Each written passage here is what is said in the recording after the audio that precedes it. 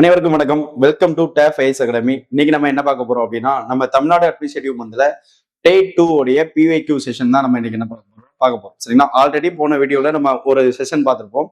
அதுல என்ன பண்ணிருப்போம்னா ஒரு 3 கொஸ்டின் வந்து எக்ஸ்பிளைன் பண்ணிருப்போம். இன்னைக்கு அதே மாதிரி என்ன பண்ண போறோம்னா, இன்னைக்கு ஒரு 3 ப்ரீவியஸ் இயர் கொஸ்டினுக்கு நம்ம என்ன பண்ண போறோம் அப்படின்னா எக்ஸ்பிளனேஷன் பார்க்க போறோம். எந்த சப்ஜெக்ட் அப்படின்னா நமக்கு ஆல்ரெடி தெரியும். யூனிட் 5ல பார்ட் 2 அப்படின்னு சொல்லிட்டு ஒண்ணு இருக்கும். அந்த பார்ட் 2ல என்ன கொடுத்துருப்பாங்க அப்படின்னா Tamil Nadu development and administration, Tamil Nadu வளர்ச்சி நிறுவனம் கொடுத்துருப்பாங்கல்ல, அந்த சப்ஜெக்ட் தான் நம்ம என்ன பண்ண போறோம்னா இன்னைக்கு நம்ம பார்க்க போறோம். சரிங்களா? கொஸ்டின் பார்க்கலாமா? ஆல்ரெடி டிஎன்பிசில கேட்ட ஸ்கூல் புக்ல இல்லாத சோர்ஸ்ல இருந்து கேள்விகள் கேட்டிருக்காங்க. அதுல இருந்து நம்ம என்ன பண்ண போறோம்னா பார்க்க போறோம். சரிங்களா? ஓகேவா? பார்க்கலாமா? அதுல ஃபர்ஸ்ட் கொஸ்டின் என்ன கொஸ்டின் கொடுக்குறாங்க அப்படின்னு சொல்லிட்டு பார்க்கலாமா? ஃபர்ஸ்ட் கொஸ்டின் என்ன கொடுக்குறாங்கன்னா, arrange the following district administrative official in the hierarchical order அப்படின்னு சொல்லிட்டு கொடுக்குறாங்க. சரியா? தமிழ்ல என்ன கொடுக்குறாங்க அப்படின்னு பாருங்க, பின்வரும் மாவட்ட நிர்வாக அதிகாரிகளின் படிநிலைகளை வரிசைப்படுத்துக அப்படின்னு சொல்லிட்டு கொடுக்குறாங்க. சரியா?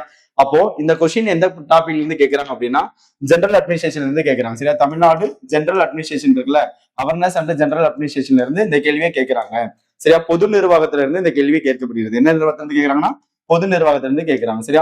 இப்ப இந்த கேள்வி கேட்கறது ட்ரெண்டா வச்சிருக்காங்க. அப்ப நம்ம என்ன பண்ணணும் அப்படின்னா டிஸ்ட்ரிக்ட் அட்மினிஸ்ட்ரேஷன் என்ன பண்ணணும்னா ஒரு தெளிவா தெரிஞ்சு வச்சுக்கணும். டிஸ்ட்ரிக்ட் அட்மினிஸ்ட்ரேஷன் சொல்லிட்டு ஒரு மேப் உண்டு. அந்த மேப்பை தெளிவா தெரிஞ்சா இந்த கொஸ்டின் என்ன பண்ணலாம், ஈஸியா அடிச்சுட்டு போயிட்டே இருக்கலாம். சரிங்களா? அப்ப பாக்கலாமா, நம்மளுடைய ஸ்டேட் இருக்காங்கல்ல, நம்மளுடைய ஸ்டேட்டை மாநிலத்தை என்ன பண்ணிருக்காங்க அப்படின்னா ரெவென்யூ வச்சு பல டிவிஷன் தான் பிரிச்சிருப்பாங்க. சரியா? இதுக்கு என்ன சொல்லுவாங்க அப்படின்னா ரெவென்யூ யூனிட்ஸ் அப்படின்னு சொல்லிட்டு சொல்லுவாங்க. சரியா? ரெவென்யூ அட்மினிஸ்ட்ரேட்டிவ் யூனிட்ஸ் அப்படின்னு சொல்லிட்டு சொல்லுவாங்க. வருவாய்த்துறை அலகுகள் அப்படின்னு சொல்லிட்டு சொல்லுவாங்க. சரியா? வருவாய்த்துறை அலகுகள் அப்படின்னு சொல்லிட்டு சொல்லுவாங்க. ஓகேவா? அப்போ ஸ்டேட் என்ன பண்ணிருக்காங்க அப்படின்னா ஃபர்ஸ்ட் ரெவென்யூ டிஸ்ட்ரிக்டா பிரிச்சிருக்காங்க. அது என்ன சொல்லுவாங்கன்னா ரெவென்யூ டிஸ்ட்ரிக்ட், வருவாய் மாவட்டம் அப்படின்னு சொல்லிட்டு சொல்லுவாங்க. சரிங்களா? என்ன மாவட்டம் சொல்லுவாங்கன்னா வருவாய் மாவட்டம் அப்படின்னு சொல்லிட்டு சொல்லுவாங்க. சரிங்களா? ஓகே. அடுத்து வருவாய் மாவட்டத்துக்கு அப்புறம் அது என்ன பண்ணிருப்பாங்க அப்படின்னா டிஆர்ஓ அப்படின்னு சொல்லிட்டு ஒரு போஸ்டிங் கிரியேட் பண்ணிருப்பாங்க. ரெவென்யூ அதாவது டிஸ்ட்ரிக்ட் ரெவென்யூ ஆபீசர் அப்படின்னு சொல்லிட்டு ஒரு போஸ்டிங் கிரியேட் பண்ணிருப்பாங்க, டிஆர்ஓ. இந்த டிஆர்ஓ போஸ்டிங் என்ன அப்படின்னா மாவட்ட வருவாய் அலுவலர் அப்படின்னு சொல்லிட்டு பிரிச்சிருப்பாங்க. சரியா? என்ன அலுவலர்? வருவாய் அலுவலர். இவருக்கு தனி யூனிட் கிடையாது. இவர் எங்கே இருப்பாரு, டிஸ்ட்ரிக்ட் கலெக்டரேட்லயே இருப்பாரு. இவருக்கு செப்பரேட் ரோல் உண்டு. சரிங்களா? அதாவது என்ன அப்படின்னா ஹைராரிக்கில டிஸ்ட்ரிக்ட் ரெவென்யூ இருக்குல்ல, அதாவது ரெவென்யூ டிஸ்ட்ரிக்ட் இருக்குல்ல, இந்த ரெவென்யூ டிஸ்ட்ரிக்டோட ஹெட்டா யார் இருப்பாங்க அப்படின்னா ஐஏஎஸ் ஆபீசர், ஒரு கலெக்டர் இருப்பாங்க. கலெக்டர் ஏதாவது லீவு, கலெக்டர் ஏதாவது மீட்டிங்ல இருக்கிறாங்க, கலெக்டர் ஏதாவது சென்னை போயிட்டாங்க, அதாவது செக்ரட்டரியேட்டுக்கு போயிட்டாங்க அப்படின்னா இங்க இருக்கக்கூடிய அட்மினிஸ்ட்ரேட்டிவா யாரு பாத்துப்பாங்கன்னா டிஆர்ஓ தான் பாத்துப்பாங்க. சரிங்களா? நல்லா தெரிஞ்சவங்க, ஒரு சிஎம் இல்ல அப்படின்னா அடுத்து ஏதாவது டெப்டி சிஎம் போடுறாங்கல்ல, அதே மாதிரி ஒரு டிஸ்ட்ரிக்ட்ல கலெக்டர் இல்லாம ஏதாவது ஒரு வேலை செய்ய போயிட்டார் அப்படின்னா அந்த டிஸ்ட்ரிக்ட் யார் பாத்துப்பா, டிஆர்ஓ தான் பாத்துப்பாங்க. சரியா? ஏதாவது நீங்க ஒரு ஃபங்க்ஷனோ ஏதோ ஒரு நூலகமோ ஏதோ ஒரு திறப்பு விழாவோ நடந்துச்சு அப்படின்னா ஃபர்ஸ்ட் யாருக்கு போட்டுருப்பாங்கன்னா டிஸ்ட்ரிக்ட் கலெக்டர் போட்டிருப்பாங்க. அடுத்த சேர் யாருக்கு போட்டிருப்பாங்க, டிஆர்ஓக்கு போட்டிருப்பாங்க. ஓகேவா? இவங்களுக்கு கீழே தான் அடுத்து யார் வருவாங்க அப்படின்னா ஆர்டிஓ வருவாங்க, ரெவென்யூ டிவிஷனல் ஆபீசர்ஸ் வருவாங்க. யார் வருவாங்கன்னா ரெவென்யூ டிவிஷனல் ஆபீசர்ஸ் வருவாங்க. இவங்க என்ன கேட்டாருன்னா குரூப் 1 போஸ்டிங் உடைய கேடர், டிஎன்பிசி உடைய டாப் மோஸ்ட் போஸ்டிங் என்னதான் ரெவென்யூ டிவிஷனல் ஆபீசர் அப்படின்னு சொல்லிட்டு சொல்லுவாங்க. சரிங்களா? ஓகேவா? அப்போ அடுத்த ஹைராரிக்கு யார் வராங்க பார்த்தீங்கன்னா ஆர்டிஓ வராங்க, ரெவென்யூ டிவிஷனல் ஆபீசர். இவங்களை தமிழ் என்ன சொல்லுவாங்க அப்படின்னா கோட்டாட்சியர் அப்படின்னு சொல்லிட்டு சொல்லுவாங்க. சரியா? என்ன சொல்லுவாங்க, கோட்டாட்சியர் அல்லது வருவாய், அதான் வருவாய் கோட்டாட்சியர் அப்படின்னு சொல்லி சொல்லுவாங்க. அப்படியே சார் ஆட்சியர் அப்படின்னு சொல்லிட்டு சொல்லுவாங்க. நல்லா தெரிஞ்சுக்கோங்க, என்ன ஆட்சியர் சொல்லுவாங்கன்னா சார் ஆட்சியர் அப்படின்னு சொல்லிட்டு சொல்லுவாங்க. சரியா? மாவட்ட ஆட்சியருக்கு உதவி புரிவதற்காக யாரு, சார் ஆட்சியர் அப்படின்னு சொல்லிட்டு கொடுக்குறாங்க. சரியா? சோ தெளிவா பார்த்து வச்சுக்கலாமா? அப்ப ஃபர்ஸ்ட் ரெவென்யூ டிஸ்ட்ரிக்ட்ல இருக்கக்கூடிய வருவாய் மாவட்டத்தில் இருக்கக்கூடிய கலெக்டர் சொல்றாங்க. அடுத்து டிஆர்ஓ அப்படின்னு சொல்லிட்டு சொல்றாங்க. சரியா? இந்த டிஆர்ஓ யாருன்னு பாத்தீங்க அப்படின்னா மாவட்ட வருவாய் அலுவலர். இவர் மாவட்ட வருவாய்க்கு பொறுப்பானவர். மாவட்ட ஆட்சியர் இல்லாத பொழுது மாவட்ட நிர்வாகத்தை வழிநடத்தக்கூடியவர். அடுத்து ரெவென்யூ டிவிஷனல் ஆபீசர். ஒவ்வொரு மாவட்டமும் கோட்டங்களா பிரிக்கப்பட்டிருக்கும். வருவாய் மாவட்டம் வருவாய் கோட்டமா பிரிக்கப்பட்டிருக்கும். கோட்டத்தில் இருப்பவர் கோட்டாட்சியர் அப்படின்னு சொல்லிட்டு சொல்லுவோம். சரிங்களா? இதுக்கப்புறம் தான் என்ன பண்ணிருப்பாங்க அப்படின்னா தாசில் அப்படின்னு சொல்லிட்டு ஒண்ணு கிரியேட் பண்ணிருப்பாங்க. சரியா? என்ன கிரியேட் பண்ணுமா, தாசில். தாசில் மீன்ஸ் என்ன சொல்லுவாங்க அப்படின்னா தாலுக் அப்படின்னு சொல்லிட்டு சொல்லுவாங்க. நம்ம பசங்க சொன்னோம் அப்படின்னா வட்டாட்சியர் அப்படின்னு சொல்லி சொல்லுவாங்க. சரியா? என்ன சொல்லுவாங்க, வட்டாட்சியர் அப்படின்னு சொல்லிட்டு சொல்லுவாங்க. சரிங்களா? இது என்ன சொல்லுவாங்கன்னா வருவாய் வட்டம். சரியா? வருவாய் வட்டம் அப்படின்னு சொல்லிட்டு சொல்லுவாங்க. புரியுதுங்களா? சோ அப்ப தெளிவா பாத்துக்கலாமா? அப்ப ஃபர்ஸ்ட் யார் இருக்கிறா, ரெவென்யூ டிவிஷன், அதான் ஃபர்ஸ்ட் கலெக்டர் இருப்பாரு, ரெண்டாவது டிஆர்ஓ, அடுத்து ஆர்டிஓ, அடுத்து தாசில். ஓகேவா? இந்த தாசில் கீழே பாத்தீங்க அப்படின்னா இப்போ நீங்க தாசில்தார் ஆபீஸ் போனீங்கன்னு வச்சுக்கோங்க, தாசில்தார் ஆபீசர் ரெண்டா பிரிச்சுப்பாங்க. இப்போ ஒரு தாலுக் ஆபீஸ் போறீங்க அப்படின்னா அந்த தாலுக் ஆபீசர் ரெண்டா பிரிச்சு வச்சிருப்பாங்க. எப்படி பிரிப்பாங்க அப்படின்னா ஒரு பக்கம் பாத்தீங்க அப்படின்னா ஹெட் குவார்டர்ஸ் டெப்டி தாசில்தார் அப்படின்னு சொல்லிட்டு ஒருத்தர் இருப்பார். சரியா? இன்னொரு பக்கம் பாத்தீங்கன்னா ஜோனல் டெப்டி தாசில்தார் அப்படின்னு சொல்லிட்டு ஒருத்தவங்க இருப்பாங்க. ஓகேவா? அப்போ head quarters deputy tahsildar and zonal deputy tahsildar, இந்த ரெண்டு பேர் யாருக்குன்னா தாசில்தாருக்கு உதவி புரிவதற்காக. இந்த தாசில்தார் யாருக்கு உதவி புரிய வேண்டும்னா கோட்டாட்சியருக்கு உதவி புரிவதற்காக. கோட்டாட்சியர் அதுக்கு யாருக்கு உதவி புரியும்னா மாவட்ட நிர்வாகத்துக்கு உதவி புரிவதற்காக இருப்பாங்க. சரிங்களா? இதுதான் நம்மகிட்ட இருக்கக்கூடிய வருவாய் யூனிட்டா சொல்றாங்க. ஓகேவா? இப்ப இந்த இவர் இருப்பார்ல, HQTT இருக்காருல்ல, அதாவது ஹெட் குவார்டர்ஸ் டெப்டி தாசில்தார் இருக்காருல்ல, இவர் என்ன பண்ணுவார் அப்படின்னா இவருக்கு கீழே RA ரெவென்யூ அசிஸ்டன்ட் இருப்பாங்க. இவங்களுக்கு யார் இருப்பாங்கன்னா ஜூனியர் அசிஸ்டன்ட் இருப்பாங்க. ரெவென்யூ ஜூனியர் அசிஸ்டன்ட், இவங்க சீனியர்னு சொல்லுவாங்க, இவங்க ஜூனியர் சொல்லுவாங்க. இதுக்கப்புறம் டைபிஸ்ட், ஸ்டெனோ, அதுக்கடுத்து கிளர்க், பியூனு, இவங்க அலுவலக பணியாளர்கள் இருப்பாங்க. புரியுதுங்களா? சோ இதுதான் தாலுகா ஆபீஸோடைய அட்மினிஸ்ட்ரேட்டிவா நம்ம பார்க்கிறோம். ஓகேவா? அப்போ ஒரு ஆர்ஐட் வந்து ரிப்போர்ட் கலெக்ட் பண்ணி அது தலைமை எடுத்து துணை வட்டாட்சியர் தாலுகா ஆபீஸ்ல கொடுப்பாரு, அதாவது தாசில்தார்ட்ட கொடுப்பாரு, அவரு ஃபர்தரா ஃபார்வர்ட் பண்ணுவாரு. இந்த பக்கம் எடுத்துட்டீங்க அப்படின்னா ஜோனல் டெப்டி தாசில்தார், இது ஆபீஸ் ஒர்க். சரியா? இது என்ன ஒர்க்? ஆபீஸ் ஒர்க் அப்படிம்பாங்க. இது என்ன அப்படின்னா ஃபீல்டு ஒர்க். சரியா? இவங்க என்ன பண்ணுன்னா ஃபீல்டு ஒர்க்கா இருப்பாங்க. ஃபீல்டு ஒர்க் மீன்ஸ் என்ன அப்படின்னா இந்த சோனல் டெப்டி தாசில்தார் தனக்கு கீழே இருக்கக்கூடிய ஆர்ஐயை வாட்ச் பண்ணுவாங்க. யாரை வாட்ச் பண்ணுவாங்க அப்படின்னா ஆர்ஐயை வாட்ச் பண்ணுவாங்க. சரியா? ஆர்ஐயை வாட்ச் பண்ணி அவங்களுக்கு தேவையான விஷயங்கள் எல்லாத்தையும் என்ன பண்ணுவாங்க பண்ணி கொடுப்பாங்க. அப்ப இதைத்தான் என்ன சொல்றாங்க ஆர்ஐ அப்படி சொல்லிட்டு சொல்லுவாங்க. சரியா? என்ன சொல்லுவாங்க ஆர்ஐ அப்படி சொல்லிட்டு சொல்றாங்க. ஓகே, அப்ப தெளிவா பாத்துக்கலாமா? அப்ப இந்த சோனல் டெப்டி தாசில்தார் யாரை வாட்ச் பண்ணுவாங்க அப்படின்னா ஆர்ஐயை வாட்ச் பண்ணுவாங்க. சரியா? சோ இது ஒரு முக்கியமான பாயிண்டா சொல்றாங்க. அப்போ ஆர்ஐ அப்படிங்கக்கூடிய போஸ்டிங் நம்ம என்ன பண்ணணும் முக்கியமா பார்க்கணும் அப்படின்னு சொல்லிட்டு சொல்றாங்க ஆர்ஐ. ஓகேவா? சரி சார். அப்ப ஆர்ஐனா ரெவென்யூ இன்ஸ்பெக்டர் அப்படி சொல்லிட்டு சொல்லுவாங்க. சரி, என்ன இன்ஸ்பெக்டர்? Revenue inspector. அதுக்கடுத்து பாத்தீங்க அப்படின்னா இந்த ரெவென்யூ இன்ஸ்பெக்டர் கீழே தான் விஏஓ இருப்பாங்க. யார் இருப்பாங்க? விஏஓ. விஏஓ இருந்து ரிப்போர்ட்டை கலெக்ட் பண்ணி ரெவென்யூ இன்ஸ்பெக்டர் வாங்குவாரு. ரெவென்யூ இன்ஸ்பெக்டர் இருந்து ஜோனல் டெப்டி தாசில்தார் வாங்குவாரு. அவர்கிட்ட இருந்து யார் வாங்குவா? தாலுகா ஆபீஸ்ல கூட தாசில்தார் ஃபார்வர்ட் பண்ணுவாங்க. புரிஞ்சா? சோ இதுதான் நம்மளுடைய அட்மினிஸ்ட்ரேட்டிவா பாக்குறோம். அப்ப தெளிவா புரிஞ்சுக்கலாம். ஒரு டிஸ்ட்ரிக்ட் ரெவென்யூ அட்மினிஸ்ட்ரேஷன் இப்படிதான் தெளிவா செயல்படுது. சரியா? தெளிவா பாத்துக்கலாமா? அப்ப VAO, RI, zonal deputy Tahsildar, Tahsildar, இவங்க எல்லாரும் ஃபீல்டு ஒர்க்.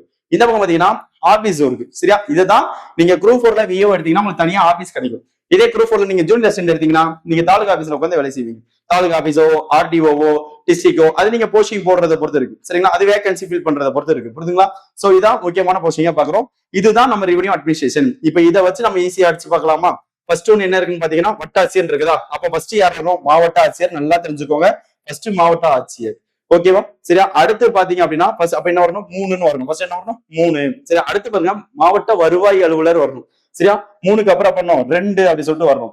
அதுக்கப்புறம் தான் கோட்டாட்சியர் வரணும். அப்ப 4ன்னு வரணும். அதுக்கப்புறம் தான் யார் வரணும்? வட்டாட்சியர் வரணும். ஓகேவா? அப்ப 3, 2, 4, 1 ஆன்சர். 3, 2, 4, 1. புரியுதா?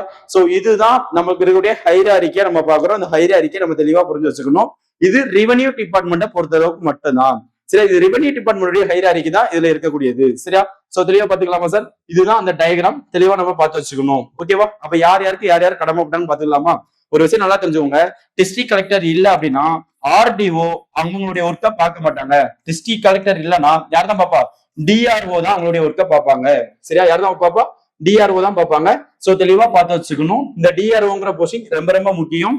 இந்த டிஆர்ஓ பத்தி குரூப் 2A மெயின்ஸ்ல நீங்க தெளிவா படிப்பீங்க. ஓகேவா? சோ இதான் ஃபர்ஸ்ட் கொஸ்டினுக்கான ஆன்சர். கொஞ்சம் தெளிவா ப்ராப்பரா பார்த்து வச்சுக்கணும். சரிங்களா?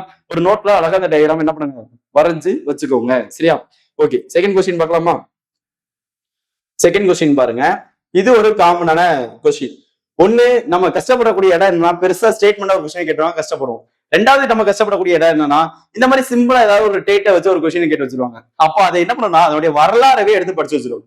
எந்த கேள்வி கேட்டாலும் என்ன பண்ணணும் தெளிவா பார்த்து புரிஞ்சு படிச்சு வச்சுக்கணும். இது எந்த டாபிக்ல வருது, என்ன பண்ணாங்க, எதுக்கு இந்த கேள்வியை கேட்டாங்கன்னு சொல்லிட்டு ப்ராப்பரா அனலைஸ் பண்ணி படிச்சு வச்சிடும். அப்படின்னா ஒரு நாள் கூட மறக்காது. இதுக்குன்னு சொல்லி டைம் டேபிள் மாதிரி போட்டு என்ன பண்ணிக்கணும் படிச்சு வச்சுக்கணும். சரியா? டைம் டேபிள் டைம் லைன் மாதிரி போட்டு படிச்சு வச்சுக்கணும். சரியா? இதை பாருங்க, என்ன கொஸ்டின் கேக்குறாங்கன்னா the silver jubilee celebration for the Thiruvalluvar statue was held on அப்படின்னு கேக்குறாங்க. சரியா? ஃபர்ஸ்ட் என்ன சார் இந்த திருவள்ளுவர் ஸ்டேச்சு அப்படின்னு சொல்லிட்டு பாக்கணும். சரியா? தமிழ் பொதுமறை, தமிழுடைய பெருமையை உலகறிய எடுத்து சென்றவர், நிறைய கருத்துக்களை கூறினவர் தான் யாரு? இந்த திருவள்ளுவர். அப்ப இந்த திருவள்ளுவரை சிறப்பிக்கணும் அப்படின்னு சொல்லிட்டு என்ன பண்ணாங்க அப்படின்னா நம்மளுடைய குமரி, சரியா, தென்முனை, இந்தியாவுடைய தென்முனையான குமரியில ஒரு சிலையை நிறுவனம் அப்படின்னு சொல்லிட்டு யார் முடிவு பண்றாங்கன்னா கலைஞர் கருணாநிதி அவர்கள் சிஎம்ஆ இருக்கும் போது என்ன பண்றாரு அப்படின்னா முடிவு பண்றாரு. சரியா? யாரு? கலைஞர் கருணாநிதி அவர்கள் சிஎம்ஆ இருக்கும்போது முடிவு பண்றாரு. ஓகேவா? அப்ப கலைஞர் கருணாநிதி அவர்கள் சிஎம்ஆ இருக்கும்போது எப்ப முடிவு பண்றாரு அப்படின்னு கேட்டீங்கன்னா அவரு 1971 இருந்து 1975 வரைக்கும் தமிழ்நாட்டுடைய சிஎம்ஆ செகண்ட் டைம் பொறுப்பேற்றிருப்பார். சரியா? ரெண்டாவது முறை சிஎம்ஆ இருக்கும்போது இவர் என்ன பண்றாருன்னா 1975ல ஃபர்ஸ்ட் டைமா ஒரு டிக்ளேர் பண்றாரு, ஒரு அறிவிப்பை கொடுக்குறாரு. என்ன அறிவிப்பு கொடுக்குறாரு அப்படின்னா திருக்குறளை போற்றும் விதமாக, திருவள்ளுவரை சிறப்பிக்கும் விதமாக கன்னியாகுமரியில ஒரு சிலையை நாங்க அமைக்க போறோம் தமிழ்நாடு அரசுல இருந்து அப்படின்னு சொல்லிட்டு எப்ப டிக்ளேர் பண்றாரு? 1975ல டிக்ளேர் பண்றாரு. அப்போ ஃபர்ஸ்ட் இயர் எடுத்துக்கணும் 1975. சரியா? அப்ப செகண்டா பாருங்க, அடுத்து பாத்தீங்கன்னா கலைஞருடைய ஆட்சி முடிஞ்சிருக்கும். சரிங்களா? முடிஞ்சு 1977 யாரு ஜெயிப்பாங்கன்னா எம்ஜிஆர் அவர்கள் சிஎம் ஆயிடுவார். அப்போ அவர் சிஎம் ஆனோடனே 1979 ஒரு அறிவிப்பை கொடுப்பார். சரி, என்ன அறிவிப்பை கொடுப்பார் அப்படின்னா, திருவள்ளுவர் சிலை நிறுவப்படுவதற்கான அடிக்கல் விழா என்னுடைய ஆட்சியில் நாட்டப்படும், அடிக்கல் நாட்டப்படுகிறது அப்படிங்கிறார். இந்த அடிக்கலை யாரை கூப்பிட்டு நாட்டுறா தெரியுமா? 1979 பிரதமராக இருக்கக்கூடிய மொரார்ஜி தேசாயை கூட்டு, இந்திய பிரதமரான மொரார்ஜி தேசாயை கூட்டு இந்த திருவள்ளுவர் சிலைக்கான அடிக்கலை நாட்டுறாரு எம்ஜி ராமச்சந்திரன் அவர்கள். மருதூர் கோபாலன் ராமச்சந்திரன் அவர்கள் என்ன பண்றாரு? அடிக்கலை நாட்டுறாரு. சிஎம், தமிழ்நாட்டுடைய முதலமைச்சர், அதிமுகவின் முதலமைச்சரான மருதூர் கோபாலன் ராமச்சந்திரன் என்ன பண்றாரு? அந்த அடிக்கலை நாட்டுறாரு. எதுக்கு? திருவள்ளுவர் சிலைக்கு. சிலை திறக்கணும், சிலை வைக்கணும் அறிவிக்கப்பட்ட ஆண்டு கலைஞர் கருணாநிதி 1975. சிலைக்கு அடிக்கல் நாட்டியவர் யார் அப்படின்னா, அதாவது மருதூர் கோபாலமேனன் ராமச்சந்திரன் அவர்கள் அடிக்கல் நாட்டுறாரு. யாரை கூப்பிடுறாரு? இந்திய பிரைம் மினிஸ்டரான சரியா மொரார்ஜி தேசாயை கூட்டு அதுக்கு அடிக்கலை நாட்டுறாரு. சரியா, அடிக்கலை நாட்டினா மட்டும் ஸ்டேஜ் வந்துருமா? வராது. அப்ப என்ன பண்றாங்க அப்படின்னா, அதுக்கு பினான்சியல் ஃபண்ட், இவ்வளவு ஃபண்ட் கொடுக்குறோம், நீங்க ஒர்க்கை ஸ்டார்ட் பண்ணுங்க அப்படின்னு சொல்லிட்டு சொன்னோம்ல, அந்த ஃபண்ட் எப்ப அலோகேட் பண்றாங்க அப்படின்னா, அப்ப 1979 ஏப்ரல் மாசம் 17ஆம் தேதி இதுக்கான அடிக்கல் நாட்டு விழா மொரார்ஜி தேசாய் தலைமையில நடந்துச்சு. யாரு அதுக்கு முன்னிலை வைத்தார்னா, அப்போது சிஎம் இருக்கக்கூடிய எம்ஜிஆர் அதுக்கு முன்னிலை வகித்தார். சரி, அடுத்து 1990, சரி 1990 யார் கவர்மெண்ட் அப்படின்னா, டிஎம்கே கவர்மெண்ட். கலைஞர் கருணாநிதி அவர்கள் 3வது முறையா தமிழ்நாட்டுடைய சிஎம்மா பொறுப்பேற்கிறார். 3வது முறையா சிஎம்மா பொறுப்பேற்கிறார். அப்ப 3வது முறையா சிஎம்மா பொறுப்பேற்ற ஃபண்ட் அலோகேட் பண்றாரு. இவர் 3வது முறையா ஆட்சியில் எப்ப இருந்திருப்பார் அப்படின்னா, 1989 to 1991 வரைக்கும் 3வது முறையா முதலமைச்சர் இருந்திருப்பாரு. அப்ப 1990 திருவள்ளுவர் சிலை அமைக்கப்படுவதற்கான நிதியை ஒதுக்குறாரு யாரு? கலைஞர் கருணாநிதி அவர்கள் நிதியை ஒதுக்குறாரு, தமிழ்நாட்டுடைய முதலமைச்சர். சரியா, அப்போ நிதியை ஒதுக்குறோன்னே 1990 கணபதி சிற்பி, சரியா, அதாவது சிற்பி கணபதியை வச்சு அதுக்கான வேலைகளை தொடங்குறாங்க. சிலையை வடிவமைக்கப்படுறாங்க. சரியா, அம்பாசமுத்திரம் போன்ற பகுதியில இருந்து கருங்கல் பாறைகளை வெட்டி எடுத்துட்டு வந்து அதுல ஒரு சிலையை வடிவமைக்கிறதுக்கான ஒர்க்கை ஸ்டார்ட் பண்றாங்க. எப்போ? 1990. சரிங்களா, அடுத்து பாத்தீங்க அப்படின்னா 1996 to 2001 தமிழ்நாட்டுடைய சிஎம் இருந்தவர் கலைஞர் கருணாநிதி அவர்கள் தமிழ்நாட்டுடைய 4வது முறையா சிஎம் இருந்திருப்பாங்க. 96 இருந்து 2001 வரைக்கும். அப்போ இந்த 2000 அந்த நூற்றாண்டு வருதுல, அதாவது 20ஆம் நூற்றாண்டு முடிஞ்சு 21ஆம் நூற்றாண்டுடைய தொடக்கம். இந்த 21ஆம் நூற்றாண்டுடைய தொடக்க விழா திருவள்ளுவர் சிலையா இருக்கணும். தமிழ்நாடு அரசு எந்த விழாவை தான் முதல்ல கொண்டாடணும்? 21ஆம் நூற்றாண்டின் முதல் அரசு விழாவாக திருவள்ளுவர் சிலையை திறக்கணும் அப்படின்னு சொல்லிட்டு ஒரு உத்தரவை பிறப்பிச்சிருப்பார். சில உத்தரவு மீன்ஸ் அதுக்கான வேலைகள்லாம் செழுமையா செய்யுங்க. நம்ம 2000 ஜனவரி 1 21ஆம் நூற்றாண்டே நம்ம திருவள்ளுவர் சிலை திறப்போட தான் நம்ம கொண்டாடணும், நம்ம தொடங்கணும் அப்படின்னு சொல்லிட்டு என்ன பண்ணிருப்பாங்க? அந்த சிலைக்கான வேலைகளை மும்மரமா பார்த்திருப்பாங்க. அதே மாதிரி 2000, சரியா, 2000 ஜனவரி 1 இதுக்கு ஒரு சிறப்பு உண்டு. என்ன சிறப்பு அப்படின்னா, 1999 டிசம்பர் மாசம், சரியா, டிசம்பர் மாசம் லாஸ்ட் டேட் இருக்குல்ல, டிசம்பர் மாசம் லாஸ்ட் டேட்ல இதுக்கான வேலையை ஸ்டார்ட் பண்ணி 2000 ஜனவரி 1 2 நாள் ஃபங்க்ஷன் நடந்திருக்கும். 31/1 2 நாள் ஃபங்க்ஷன் நடந்திருக்கும். சரியா, அந்த ஃபங்க்ஷன்ல முடிவு பண்ணியிருப்பாங்க ஜனவரி 1 இந்த வேலையை திறந்து வைக்கிறாங்க. அதாவது 20ஆம் நூற்றாண்டுடைய முடிவாகவும் 21ஆம் நூற்றாண்டுடைய தொடக்கமாகவும் தமிழ்நாடு அரசியல் விழாவாக அமைந்தது அந்த திருவள்ளுவர் தினம் அப்படின்னு சொல்லிட்டு கூடாது, திருவள்ளுவர் சிலை திறப்பு அப்படிங்கிறாங்க. புரியுதா? அப்ப சிலையை திறந்தது எப்ப அப்படின்னா ஜனவரி. சிலை திறந்தது எப்ப? ஜனவரி 2000 சிலையை திறக்கிறாங்க. அப்ப எந்த ஒரு விஷயம் ஆரம்பிச்சாலும் அதுக்கு வெள்ளி விழான்னு ஒண்ணு கொண்டாடுவாங்களா? சரியா, அந்த வெள்ளி விழா தான் சில்வர் ஜூப்ளி. 25 ஆண்டுகள் சிலையை திறந்து 25 ஆண்டுகள் முடிவடைஞ்சதுல அதுக்கு தான் தமிழ்நாடு அரசு வெள்ளி விழா கொண்டாடுறாங்க. அப்ப சிலை திறக்கப்பட்ட ஆண்டு எப்ப? 2000 ஜனவரி 1. அதுக்கான வெள்ளி விழா எப்ப? 2025 ஜனவரி 1 வெள்ளி விழாவை தமிழ்நாடு அரசு கொண்டாடுறாங்க. யாரு கொண்டாடுறா? தமிழ்நாடு அரசு. அப்ப இப்ப இருக்கக்கூடிய டிஎம்கே கவர்மெண்ட் தானே இருக்குது. இந்த கவர்மெண்டோட சிஎம் யாருன்னு கேட்டீங்கன்னா ஸ்டாலின். சரியா, யாரு? ஸ்டாலின். இந்த ஸ்டாலின் என்ன பண்ற? சிஎம் ஸ்டாலின் என்ன பண்றாரு அப்படின்னா, சிம்பிளா இந்த சிலைக்கு ஒரு பேர் வைக்கிறாரு. விஸ்டம் ஆஃப் ஸ்டேஜோ அப்படின்னு சொல்லிட்டு ஒரு பேர் வைக்கிறாரு. சரியா, பேரறிவு சிலை அப்படின்னு சொல்லிட்டு ஒரு பேர் வைக்கிறாரு. என்ன பேர் வைக்கிறாரு? பேரறிவு சிலை அப்படின்னு சொல்லிட்டு ஒரு பேர் வைக்கிறாரு. இப்ப இதுதான் கொஸ்டின் ஏரியா. சரியா, கன்னியாகுமரி சிலை எங்க இருக்குன்னு கேட்டா ஈஸியா தெரியுமா? இப்ப அடுத்து இந்த மாதிரி கொஸ்டின் எப்படி சொல்லுவாங்க அப்படின்னா, தமிழ்நாட்டில் பேரறிவு சிலை விஸ்டம் ஆஃப் ஸ்டேஜூ எங்கு நிறுவப்பட்டுள்ளதுன்னு கேட்பாங்க. சரியா, என்னது? விஸ்டம் ஆஃப் ஸ்டேஜூ எங்கு நிறுவப்பட்டிருக்கு அப்படின்னு சொல்லிட்டு ஒரு கொஸ்டின் கேட்பாங்க. ரெடியா இருந்துக்கோங்க. கன்னியாகுமரி கண்டிப்பா அந்த கொஸ்டின் வர்றதுக்கு வாய்ப்பு. சரியா, சீரியஸா அந்த கொஸ்டின் வர்றதுக்கு வாய்ப்பு இருக்குது. அடுத்து ஃபர்தரா இந்த எக்ஸாம் இந்த இயர்ல இருக்கக்கூடிய குரூப் 1, குரூப் 2, குரூப் 4ல 3 எக்ஸாம்ல ஏதாவது ஒரு எக்ஸாம்ல கண்டிப்பா அந்த கொஸ்டின் இருக்கும். இந்த டேட்டாவா மையப்படுத்தி ஒரு ஸ்டேட்மெண்ட் கொஸ்டினாவோ இல்ல ஒரு ஸ்டேட்மெண்ட் டைரக்ட் கொஸ்டினாவோ கேட்கலாம். புரிஞ்சா? சோ தெளிவா வச்சுக்கலாமா? இதுதான். அப்ப பேரறிவு சிலை, தமிழ்நாட்டில் பேரறிவு சிலை அமைந்துள்ள இடம் எங்க? கன்னியாகுமரி. பேரறிவு சிலை என்பது திருவள்ளுவரின் சிலையை குறிப்பிடுகிறது. பேரறிவு சிலை என்ற பெயர் வைக்கப்பட்ட ஆண்டு 2025 வெள்ளி விழா கொண்டாட்டத்தின் போது விஸ்டம் ஆஃப் ஸ்டேஜ்னு பேர் வைக்கிறாங்க. நிறுவப்பட்டது 2000 ஜனவரி 1. சரியா? அதுக்கான வேலைகளை தொடங்கியது 1990 சிற்பிக்கான பதில். சரியா? அதுக்கு அடிக்கல் நாட்டியவர் எம்ஜிஆர். 1979 அப்போதைய பிரதமர் மொரார்ஜி தேசாயை கூப்பிட்டு அடிக்கல் நாட்ட வச்சார். அதுக்கான முதலில் திருவள்ளுவர் சிலையை அமைப்பதற்கான முதலில் அறிவிப்பை விட்டவர் முதல்வர் கலைஞர் கருணாநிதி அவர்கள், திமுக ஆட்சி 1975. சரியா? இதுதான் 2வது கொஸ்டினா நம்ம பாக்குறோம். சரியா? அப்ப ஃபர்ஸ்ட் கொஸ்டின் என்ன பார்த்தோம்? ஃபர்ஸ்ட் கொஸ்டின் வந்து ஜெனரல் அட்மினிஸ்ட்ரேஷன்ல பார்த்தோமா?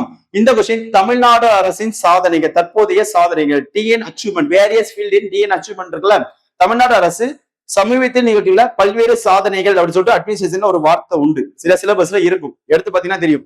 யூனிட் 5 இந்திய பொருளாதாரம் தமிழ்நாடு வளர்ச்சி நிர்வாகம் இருக்கா, அதுல கீழே பாத்தீங்கன்னா ஒரு 3 லைனுக்கு மேல பாத்தீங்கன்னா இந்த வார்த்தை இருக்கும். புரியுதா? சோ அங்க போய் பாத்தீங்கன்னா தெளிவா இருக்கும். தமிழ்நாடு அரசு நேர்த்தியோட இதே மாதிரியான சாதனைகளை கட்டாயம் படிச்சு வச்சுக்கணும். ஓகேவா? கண்டிப்பா கொஸ்டின் ஏரியா. ஓகே, அடுத்த கொஸ்டின் பார்க்கலாமா? அடுத்த கொஸ்டின் பாருங்க. இது ஒரு கொஸ்டின் கேட்கறாங்க பாருங்க. இது தமிழ்ல வச்சு ஒரு கொஸ்டின் கேட்கறாங்க. தமிழ்நாடு தமிழ் இருக்குல்ல, அப்ப தமிழ்ல வச்சு ஒரு கொஸ்டின் கேட்கறாங்க. என்ன கொஸ்டின் தெரியுமா? The central institute of classical Tamil CICT in functioning in it is a own new dedicate premise of from 2022 onwards அப்படி கொடுக்குறாங்க. சரியா? அதாவது என்ன கேட்கறாங்க அப்படின்னா, செம்மொழி தமிழாய்வு நிறுவனம் அப்படின்னு ஒண்ணு இருக்கு சார். சரியா?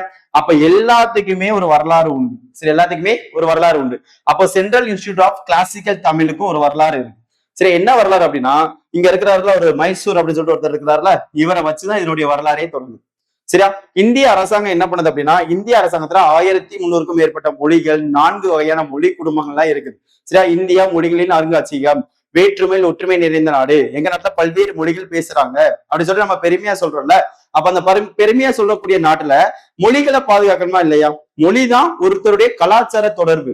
சரி, அதாவது என்கிட்ட என்ன எண்ணங்கள், என்கிட்ட என்ன சிந்தனைகள் இருக்குதுன்னு ஒரு மனுஷனுக்கு தெரிய வைப்பது என்னதான்? மொழிதான். மொழி அதனாலதான் மிகவும் முக்கியத்துவம் வாய்ந்த ஒரு விஷயமா பார்க்கப்படுது. சரியா? அப்ப இந்திய அரசாங்கம் இந்தியாவில் இருக்கக்கூடிய பாரம்பரிய மொழிகளை பாதுகாக்கிறதுக்காக ஒரு இன்ஸ்டியூட்டா நிறுவுறாங்க. என்ன இன்ஸ்டியூட் தெரியுமா?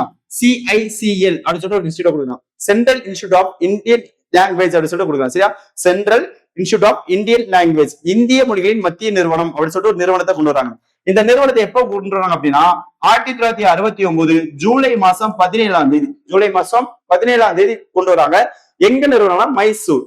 இந்த மைசூர் இப்ப கர்நாடகால இருக்குல்ல, அந்த மைசூர்ல தான் என்ன பண்றாங்க? நிறுவுறாங்க. இதை CIL எல்லாம் நிறுவுறாங்க. சரிங்களா? Central institute of Indian language நிறுவுறாங்க. சரியா? எப்ப? 1969 நிறுவுறாங்க. சரியா? சரி, நிறுவிட்டாங்க. இப்ப இதுக்கும் தமிழுக்கும் என்ன சம்பந்தம் அப்படின்னு சொல்லிட்டு பாக்கணும்.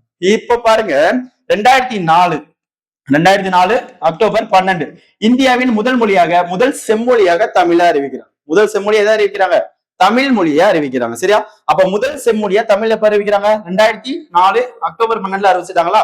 இப்ப செம்மொழியை வளர்த்தெடுப்பதற்காக, தமிழை வளர்த்தெடுப்பதற்காக இந்த CIL இருக்குல்ல, இந்த CIL மைசூர் இருக்குல்ல, இதுல புதுசா ஒரு பிரிவை உருவாக்குறாங்க 2006. எதுல? CIIL புதுசா ஒரு பிரிவை உருவாக்குறாங்க. அது என்ன பிரிவு தெரியுமா? அதாவது centre of excellence for classical Tamil. சரியா? Centre of excellence for classical Tamil. சரியா? அந்த மாதிரி ஒரு நிறுவனத்தை உருவாக்குறாங்க. CECL உருவாக்குறாங்க, CECD உருவாக்குறாங்க. சரிங்களா? ஓகேவா? தெளிவா பார்த்து வச்சுக்கோங்க. இதுக்கு அப்ரிவேஷன் என்ன அப்படின்னு சொல்லி பாத்தீங்கன்னா, centre of excellence for classical Tamil அப்படின்னு சொல்லிட்டு கொடுப்பாங்க. சரியா? Centre of excellence for classical Tamil அப்படின்னு சொல்லிட்டு கொடுக்குறாங்க. சரியா? Excellence for classical Tamil. சரியா? கிளாசிக்கல் தமிழ் அப்படின்னு சொல்லிட்டு ஒரு நிறுவனத்தை உருவாக்குறாங்க. எதுக்கு கீழே? CIIL கீழே தமிழ் செம்மொழி அறிவிக்கப்பட்டுருச்சு. செம்மொழியுடைய முக்கிய கூறுகளை பாதுகாக்கணும்னு சொல்லிட்டு என்ன கொண்டு வராங்க? Centre of excellence for classical தமிழை எப்ப கொண்டு வராங்க? 2006. சரியா? இந்த 2006 இந்த நிறுவனம் எங்க செயல்படுதுன்னா, மைசூர்ல இருக்கக்கூடிய CIIL செயல்பட்டுக்கிட்டு இருக்கு. இதை என்ன பண்றாங்க அப்படின்னா, தமிழ் வளர்ச்சிக்காக கர்நாடகால ஒரு நிறுவனம் இருந்துச்சுன்னா தமிழ் மொழி ஆராய்ச்சி எப்படி பண்ணுவாங்க? தமிழ் மொழி பேசப்படுவது தமிழ்நாட்டுல, தமிழ் மக்கள் வசிக்கிறது தமிழ்நாட்டுல, தமிழ் மொழியை பத்தி ஆராய்ச்சி செய்யறதுக்கும் தமிழ் மொழியை உயர்த்துவதற்கும் ஒரு நிறுவனம் கர்நாடகா செயல்பட்டா நல்லா இருக்கான்னு சொல்லிட்டு 2008 அந்த நிறுவனத்தை எங்க தீட்டு வராங்க அப்படின்னா, சென்னைக்கு மாத்துறாங்க. அந்த நிறுவனத்தை எங்க பண்றாங்க? சென்னைக்கு அந்த நிறுவனத்தை மாத்துறாங்க. சென்னைக்கு அந்த நிறுவனத்தை மாத்தும் போது சென்னைக்கு அந்த இடத்துல சொந்த கட்டிடம் கிடையாது. யாருக்கு? சென்டர் ஆஃப் எக்ஸலன்ஸுக்கு சொந்த கட்டிடம் கிடையாது. சரியா? சென்னையில. அப்போ centre of excellence for classical தமிழுக்கு சொந்த கட்டிடம் எங்க இல்ல? சென்னையில இல்ல. அப்ப என்ன பண்றாங்கன்னா, தமிழ்நாடு அரசு centre of excellence for classical தமிழுக்கு ஒரு புதுசா ஒரு வளாகத்தை சொந்தமா கட்டணும் அப்படின்னு சொல்லிட்டு முடிவு பண்றாங்க. சரியா? அப்படி சொந்தமா கட்ட ஸ்டார்ட் பண்ணி 2022 ஜனவரி 12 சரி, இது ஒரு மத்திய நிறுவனத்தோடைய முயற்சி தானே. பிரதமர் மோடி வந்து திறந்து வச்சாரு. இந்த centre of excellence for classical Tamil தான் இன்னைக்கு என்னவா மாறி நிக்குது, சென்ட்ரல் இன்ஸ்டிடியூட் ஃபார் கிளாசிக்கல் தமிழா மாறி நிக்குது. சரியா, சென்ட்ரல் இன்ஸ்டிடியூட் ஃபார் கிளாசிக்கல் தமிழா மாறி நிக்குது. புரிஞ்சுக்கலாம். இதைத்தான் 2022ல பெரும்பாக்கம் இருக்குல்ல, சென்னையில இருக்கக்கூடிய பெரும்பாக்கத்துல அதனுடைய சொந்த கட்டிடத்துல செயல்படுது. சரியா, என்ன கட்டிடம், சொந்த கட்டிடம். அதனாலதான் இங்க மெயின்டா சொல்றாங்க, என்ன சொல்றாங்க, அவங்க எப்போ ஓனா செயல்பட ஆரம்பிக்கிறாங்க, சொந்த கட்டிடத்துல செயல்பட ஆரம்பிக்கிறாங்க அப்படின்னு சொல்லிட்டு கொஸ்டினே கேட்கிறாங்க. புரியுதுங்களா. பிரத்யேக வளாகத்தில் கொடுக்குறாங்களா, சொந்த வளாகமா கட்டினாங்க. அப்ப 2008 இருந்து 2022 வரைக்கும் அவங்க என்ன பண்ணாங்க, வாடகை கட்டடத்துல ரன் ஆனாங்க. அதனாலதான் பெரும்பாக்கம் அப்படி சொல்லிட்டு கொடுக்குறாங்க. என்ன கொடுக்குறாங்க, பெரும்பாக்கம் அப்படின்னு சொல்லிட்டு கொடுக்குறாங்க. புரியுதா. ஒரு சில பேர் என்ன பண்ணுவாங்கன்னா மைசூர் வந்து அப்படியே டேரக்டா மாத்திருப்பான்னு சொல்லுவாங்க. அது கிடையாது. மைசூர்ல இருக்கக்கூடியது CIIL, central institute of Indian language தான் இருந்துச்சு. சரிங்களா. அதுல ஒரு துணை நிறுவனம் செயல்படுதான் centre of excellence for classical தமிழுக்கு செயல்படுச்சு. அதுல இருந்து பிரிச்சு கொண்டு வந்ததுதான் என்னது, நம்மகிட்ட இருக்கக்கூடிய CICD, central institute for classical Tamil கொண்டு வந்தாங்க. புரிஞ்சா. சோ இதுதான் இதுக்கு இருக்கக்கூடிய வரலாறா நம்ம பார்க்கணும். அப்ப மைசூர்னு போடக்கூடாது. மைசூர்னு எதுக்கு பண்ணுவா, CILக்கு தான் மைசூர் போடணும். புரியுதுங்களா. சோ இதுதான் தமிழ்நாடு அட்மினிஸ்ட்ரேஷன் படிக்கக்கூடிய ப்ரொசீஜர். தமிழ்நாடு அட்மினிஸ்ட்ரேஷன் இப்படி படிச்சாதான் மறக்காம இருக்கும். சரியா.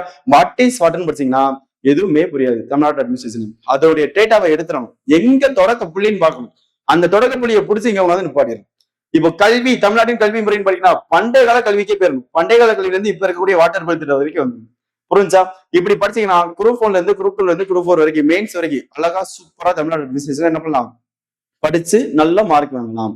புரியுதுங்களா. சோ இதுதான் படிக்கக்கூடிய மெத்தட். இதை ஃபாலோ பண்ணி வச்சுக்கோங்க. ரொம்ப ரொம்ப இம்பார்ட்டன்டான ஒரு விஷயமா நம்ம சொல்றோம். ஓகேவா. சோ இந்த 3 எக்ஸ்பிளனேஷன் கொஸ்டினுக்கு எப்படி எக்ஸ்பிளனேஷன் இருந்துச்சு அப்படின்னு சொல்லிட்டு நீங்க தாராளமா கமெண்ட் பண்ணுங்க, பாத்துக்கலாம். சரி, ரைட், ஓகே. இதை கொஞ்சம் ஃபாலோ பண்ணிக்கோங்க. இந்த டேட்டாவெல்லாம் எக்ஸாம்ல யூஸ் பண்ணிக்கோங்க. ஓகேவா. தேங்க்யூ.